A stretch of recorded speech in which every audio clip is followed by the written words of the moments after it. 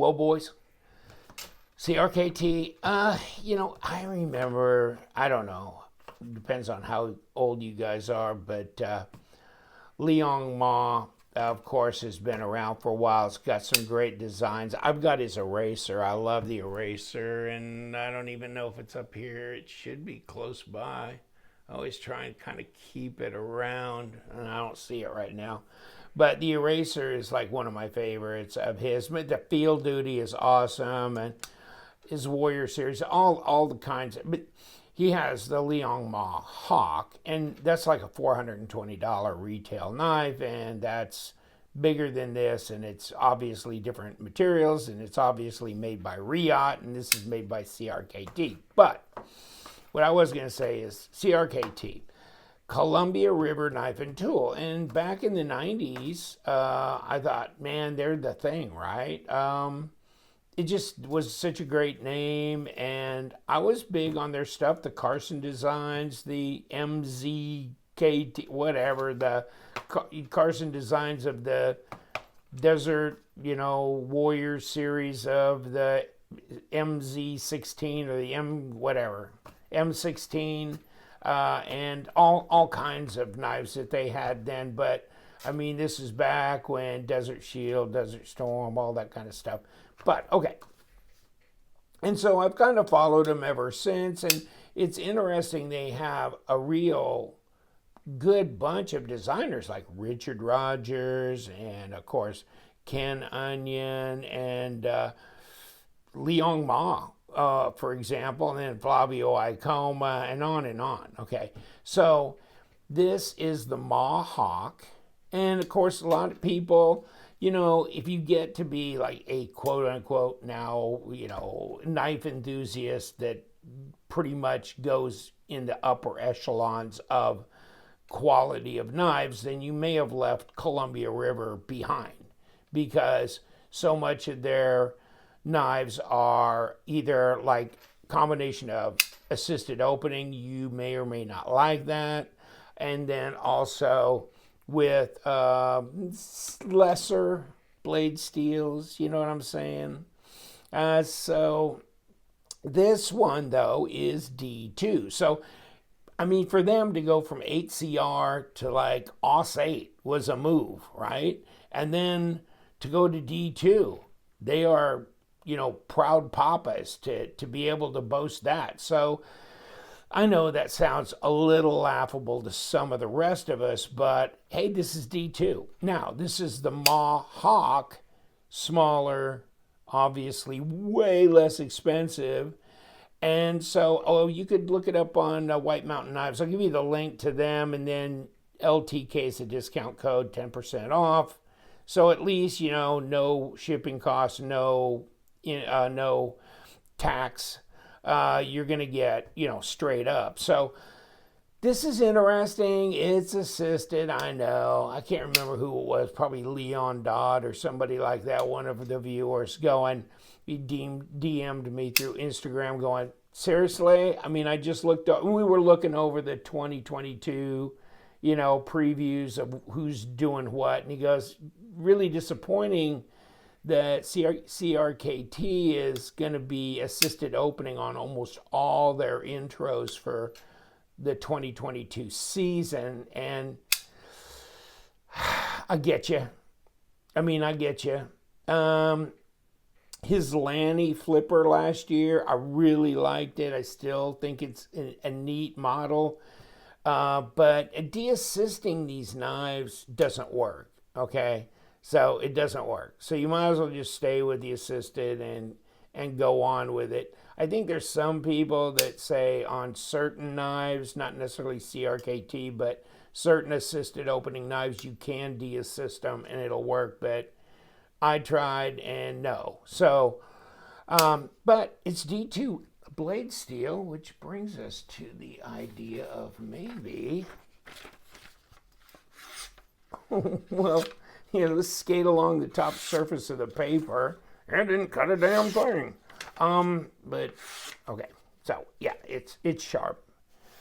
Sometimes I think like I see knives that are kind of no-name brands or just ones that are equivalent in price, like Fat Dragon or Ganzo, or even G10 knives that are Tucson knives, or YX knives, things like this, or Harns or whatever. And I'm going, they're the same price or less expensive than these, but these don't seem to have the build quality of even those kind of no-name knives for some reason. And it begs the question, doesn't it? I mean, Kubi, another one, right? I mean, just, oh well, I don't know. I mean, you can comment on that if you want. Do you agree with that, or you think no, these are a superior build than any of that? I mean, I'm a little disappointed with CRKT and Kershaw that it doesn't seem like their Chinese-made knives are consistently stack up with some of the standards of equivalent knives that are just off-brand stuff from China, or if you consider them off-brand, right? Like Petrified Fish or YX knives or Harns knives or Kubi knives, not being off-brand really as far as I'm concerned, but okay. So this one's interesting. It's small. It's not a huge knife, but I mean, I like it. I like the design, obviously, and I'm not sure that plunge looks all that symmetrical to you. Here's a lockup. That's pretty strong there. That's 60%. That's in there. Here's that. I mean, it's easy to disengage. You got jimping there. Drop. Didn't hit the thumb. Did not hit the thumb. And so you can do one hand. You can kind of do the fidget thing, right? Like this. Okay. And jimping on the flipper tab. Flipper tab's not too crazy big or anything. And that's plenty of blade for the handle and a nice design flow. But of course, it's Liang Mah, right? Pocket clip. You got this kind of crazy, cool looking ceramic. I don't know whether that's a real ceramic ball, but if it is, it is. If it ain't, it ain't. But it looks like it. And pocket clip and deep carry. And you can flip it. So right hand, left hand. The back spacer is kind of got this little fuller type thing in it, which is nice. So it's attractive there. And then it cuts around here to where it leaves you a lanyard pin that you can deal with, and then comes back out here. So, okay, I think this is supposed to kind of look like a marbled carbon, maybe a shred carbon fiber. I don't know. But it's GFN, it's glass-filled nylon or whatever. Or GRN, glass-reinforced nylon, that kind of thing. That's what this is. So it's a synthetic, handle, which is, roughy, tufty. Not a very expensive knife, so it's not bad that way. And, it's centered. It's okay. No blade plate, lock rock, nothing like that. And let's see, how heavy is it? I mean, so if you want to pick up a Liang Mah design, and, you could have got the Lanny, you can get the Remedy, there's other ones that he's had that, he's done with CRKT. I'm not sure I'm as happy with the way they translate his knives, because, I mean, his knives are wonderful. I mean, his real knives are wonderful, and I would want to pay more homage to them than what sometimes I see coming out there, especially the new Eric Oakes one. Wow, the delineation is like, dude, I mean, I don't think they did him right at all, but okay. 3.4 ounces, okay, 96 grams. And it's not tiny. It's not bad. In the world of tiny that they're doing these days, it's more than 3 1/4. Well, 3/4 up here, but 3.35, something like that. At about 85 down here, 85 millimeter. And get off that tip there. Okay. It's 7 1/4. At 18.5 centimeters. So 7 1/4 is not a 3 and a 7. It's bigger than a 3 and a 7. So it's, bigger than like a Para 3 or something like that. A lot of the stuff that's out here, like swags, you know. Okay, that's kind of your standard run-of-the-mill, like the new Mini or the new normal, actually. But I reject the new normal. Although I don't reject the swags. I like this. This is cool, but it is what it is. But the Mah Hawk, okay. I mean, D2, and I'm not saying CRKT, you know, that this wouldn't be properly, you know, heat treated and stuff. So I would assume that it would perform as D2 would. So yeah, I'm okay with that. All right. And it's assisted. But what's the ergos? And I can get all 4 fingers on there, and that's good. Okay. So that's comfortable. Reverse grip is fine. Where's my balance point? Right there. And of course, obviously, you don't have to worry about the detent because you got an assisted opening. So you got a spring in there. And they don't say IKBS on here like they do on... Here's the Richard Rogers Senko, and they, you know, got the IKBS indicator there. Although Richard Rogers Senko, ooh, a little stick there, is not assisted, okay?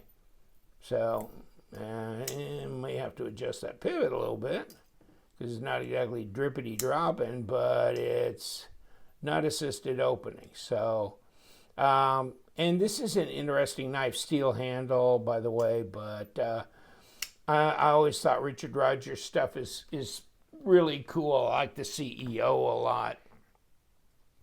Here we are with this dog, though. And, you know, it's contoured and it's grippy. I mean, if you look at this carefully, you could feel this. This is really grippy. This is nice. Okay? One of these days, this will heal up. I tried to cut my thumb off with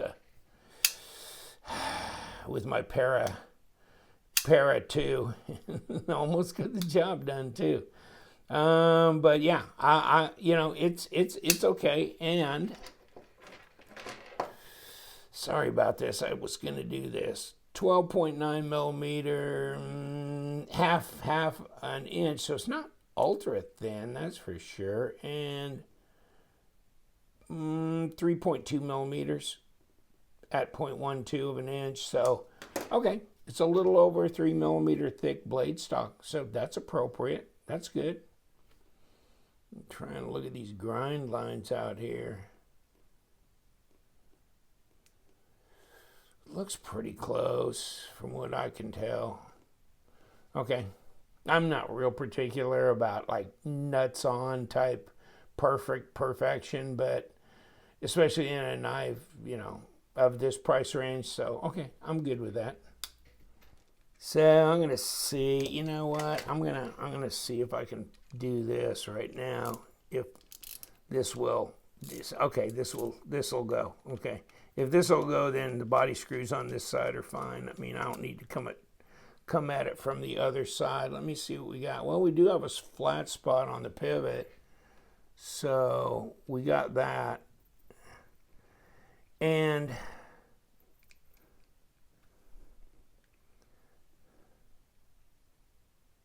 of course, we're still going to turn that other side, aren't we? And you know, a lot of times I don't have these problems very often with other knives in this price point. And it's going to push that screw out the backside, isn't it? You piece of shit. Okay, whatever. Okay, and let's see what, of course, this one will come out this side, right? Which just totally like make everything bass backwards. Oh no, that's going to spin too. Okay, let me see. Maybe I should have took it apart from the back. Except we got that D-shaped pivot, which means it probably does have to have the pivot screw come out from the front. And of course, this is going to come out from the front. Oh yeah, and then we got to do the pocket clip too, by the way. So let's get this going. Come on, Poppy. Okay, come on. Okay. Come on with your craziness too. Come on, come on. If you're going to do this all the way. Do it all or don't do it at all. Oh, the hell with you. We'll see what comes apart when we get this part done. Okay, pocket clip, left or right. So, of course, the way it's set up is fine with me because, yes, I do want it on the right. And let's see if this, okay, so we do have an IKBS, or we have a bearings on the pivot, which I thought was the case the way it dropped when disengaged. And that's interesting, isn't it? You got a screw in here coming back through there. Okay. So let me, well, yeah, okay. So we're set up. You know, if I would have taken actually this top scale off, then you would see the compartment in here where this spring is wrapping up around here, I imagine. Somewhere in there to support that. And let's hope that we don't have an issue when we put that back together. That might be interesting because, yeah, I didn't, because one came off the back and one came off the front. I wasn't able to pop this scale out and show you the void under here where you got this spring hanging down there. And it looks like it's pumped full of white grease, and they do that to keep that thing from rusting over time, etc., etc. So obviously bearings, obviously the hole for the little spring to go back in, the assisted, and so you're good. There's your blade stop there. So not a lot of mystery going on in that regard. And let's stick this back together. Come on, come on, come on, come on, come on. Okay, now it's got to go back in here. Stand you back up. Come on. We're going to have to drop this very carefully. And drop this very carefully into here and into here.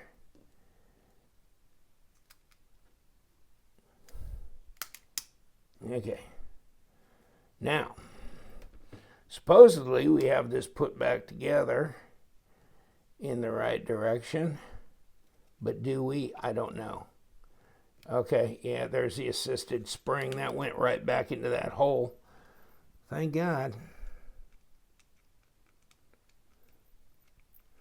And now I can probably draw this screw back in from this side, even though it came out the other.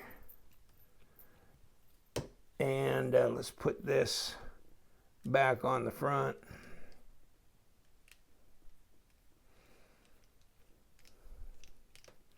So, I mean, if that spring ever breaks, you're going to have to pull that front scale off and take that spring out of that little pocket area and replace it. Many times it doesn't break. It just gets stretched for some reason over time. And you can take that out. I saw a video where you could do that on a Kershaw assisted opening. You could take it, you can kind of bend it back into the original position. Not that difficult. Hook it back up, and then it'll have the same kind of spring action it had when it was new. Because I had a buddy who had a Kershaw and it went wiggity whack, and I thought he broke the damn spring, but he didn't. It was just bent out of position. So, and in the meantime, I pulled the wire thing out and re-lubed it and stuff and put it back in. But yeah, you can take it out of that little pocketed area in here.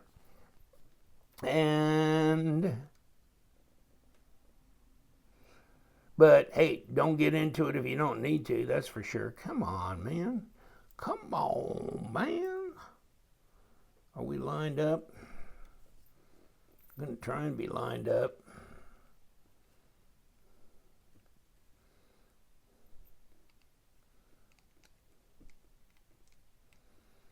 Okay.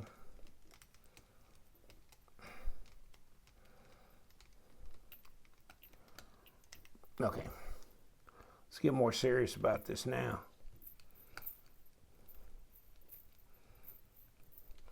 Yeah, we're going to have to hold it from the other side to reinforce that. And then this, as you can see, needs to sit down here. And let's back it up until we get it stood up in the right direction. Okay. Okay. Okay.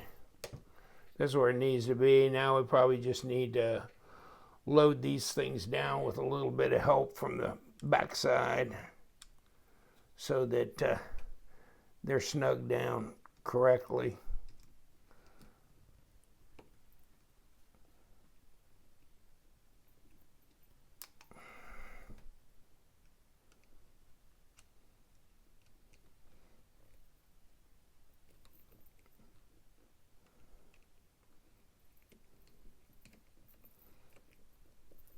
Okay, that's fine. Yeah, that's fine. Okay, good. Now, do I have it? Yeah, sure. Why not? Just give it a little bit too much. Got to worry about compressing this. Nah, I still got it. Maybe a little. I need to give it that same drop it had before. Okay. I'm not off center. And I'm not loose. And let's just keep going until we got that. When we got that, that should be just enough. And is it? Nope. Is it off? Nope. Okay. We're good. So, I went to the barber shop and I said something about my Mah Hawk, and he's hard of hearing, so he cut all my hair off except for a strip down the middle. I go, dude, I was just going to show you my Mah Hawk. I didn't say I wanted a mohawk. Okay, but it'll grow back out. You know what I'm saying? You never know. You never know what you're going to get these days. I got the Mah Hawk, finally. I'll let you go, thanks. You know what we do. We do love them knives, so you guys stay sharp.